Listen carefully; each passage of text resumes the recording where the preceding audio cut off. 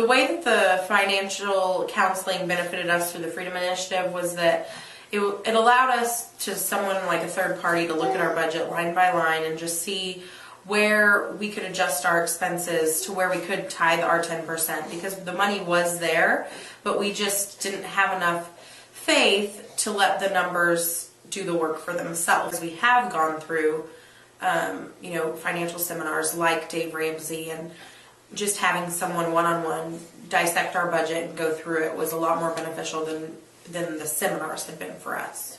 When we met with the financial counselors, they were able to show us where we could move things around, and how important it was to go ahead and tithe at the beginning of the month and not wait till the end when the money starts running out.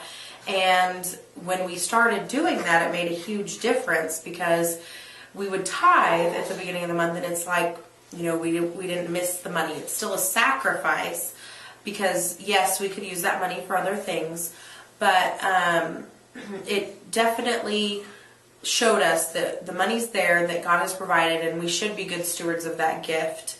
And so that's our first priority, is to tithe with that money, and then save, and then go ahead and budget the rest of it out. What we were able to do through the tithe, through that Freedom Initiative counseling, we were able to tithe our 10%, but we were also able to come up with an amount that we felt that we could contribute to the Freedom Initiative. So it didn't take away from our 10% tithe, and we were able to contribute additionally, in addition to our 10%. And I think that was important. You have to believe. You have to have faith that, God will provide, and it's one of those things where it's a fear that we had.